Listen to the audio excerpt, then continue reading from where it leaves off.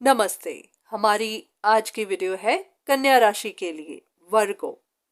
आज की वीडियो में हम बात करेंगे कि इस वक्त ग्रहों की जो भी स्थिति बनी हुई है उसके हिसाब से आपकी जिंदगी पर क्या असर पड़ रहा है।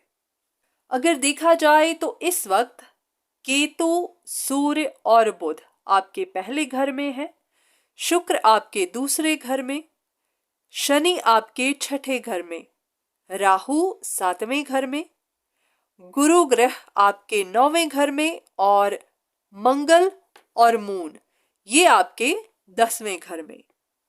तो अब हम बात करेंगे कि ग्रहों की इस पोजीशन की वजह से आपकी जिंदगी पर, आपके मन पर क्या असर हो रहा है।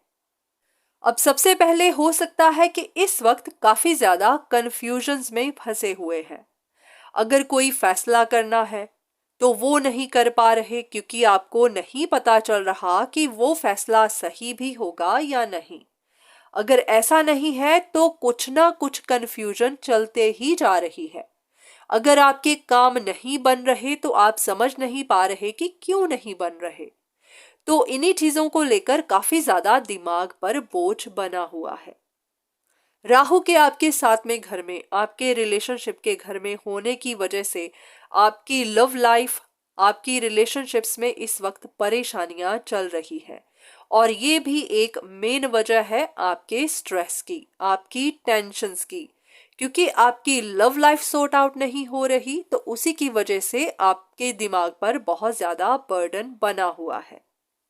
जो लोग भी काम कारोबार में हैं उनका काम ही नहीं बन रहा।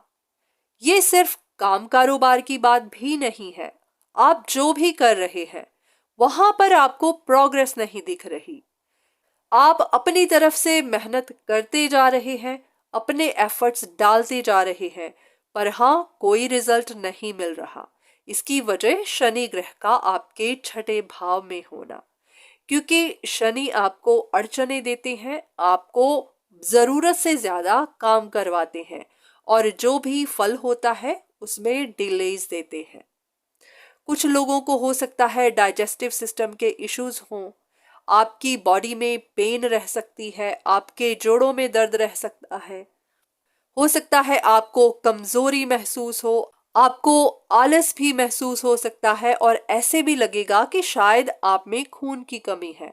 और ऐसा हो भी सकता है क्योंकि बहुत बार हमारा शरीर ही हमारा साथ नहीं दे रहा होता। हम काम करना तो चाहते हैं पर इतनी हिम्मत नहीं होती। तो ये सब आपके साथ भी होता हुआ हो सकता है। अगर आपकी फैमिली में, आपके काम पर या किसी भी तरह से सिचुएशन है जहां पर आपको लगता है कि आपको compete करना पड़ेगा या फिर आपका हक है, आप अपने हक के लिए लड़ रहे हैं, आप उसे जाने देना नहीं चाहते। ये आपके रिश्ते हो सकते हैं, आपका करियर हो सकता है, प्रॉपर्टी मैटर्स हो सकते हैं, कुछ भी ऐसा जिसके लिए इस वक्त आप पीछे नहीं हटना चाहते। आपको अपना हक चाहिए तो उसके लिए आप लड़ते जा रहे हैं। वो अलग बात है कि इस सब की वजह से आपको काफी ज्यादा स्ट्रेस है। हो सकता है कि आप रात को सो भी नहीं पा रहे, मन में एक डर भी बना हुआ है कि अगर आपका काम ना बना तो फिर क्या होगा। चाहे आप चैलेंजेस ले रहे हैं, अपनी तरफ से जो भी बन पड़ रहा है वो कर रहे हैं, पर मन में एक डर जरूर है, अंदर से इमोशनल भी है और कुछ लोग हो सकता है अकेलेपन का शिकार भी हैं। हो सकता है कि उन्हें महसूस हो रहा हो कि उनको सपोर्ट करने वाला कोई नहीं है या फिर उनको अपने आने वाले कल की चिंता है। हो सकता है इस वक्त भी लाइफ में थोड़ी स्ट्रगल चल रही है और उन्हें डर है कि कहीं ये स्ट्रगल आगे भी इसी तरह ना चलती जाए।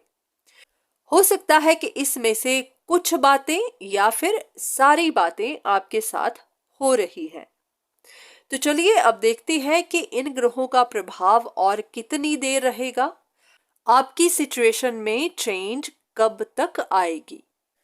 इस वक्त जो भी परेशानियां आप अपनी सेहत में देख रहे हैं, काम कारोबार में देख रहे हैं जहां पर आपकी मेहनत का फल नहीं मिल रहा, आपकी रिलेशनशिप्स में जो परेशानियां हैं, या फिर आपको जो कंफ्यूजन्स बनी हुई है, इन सब की वजह है शनि ग्रह, राहु और केतु।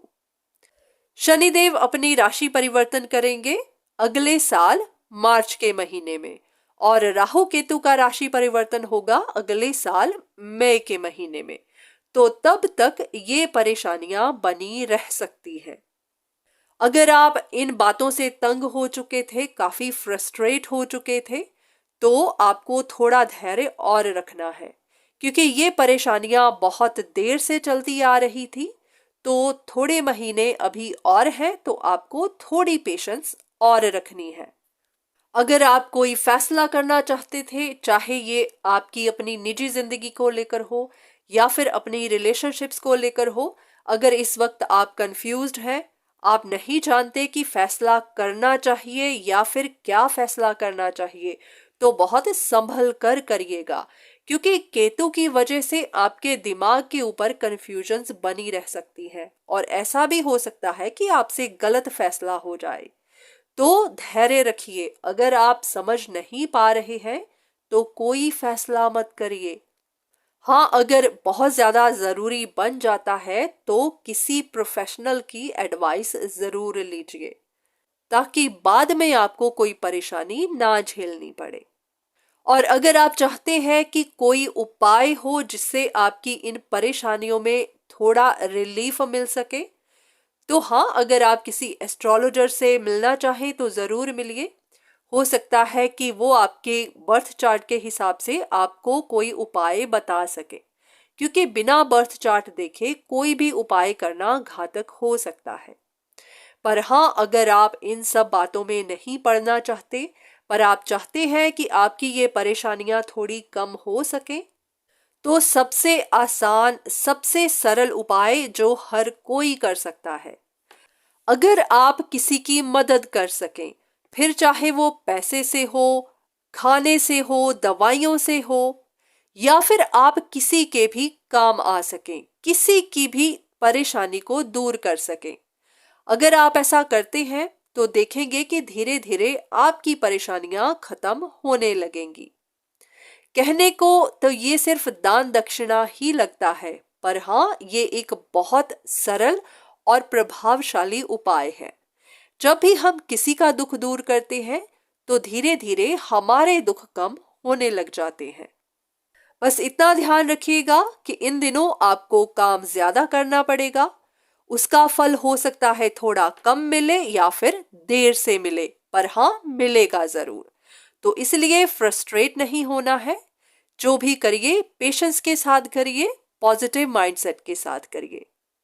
जिस तरह से पुराना वक्त निकल गया, उसी तरह से थोड़ी देर और है, ये वक्त भी निकल जाएगा। तो आज की वीडियो बस यहीं तक। उम्मीद करती हूं कि इस वीडियो से आपको कुछ ना कुछ मदद जरूर मिली होगी। धन्यवाद।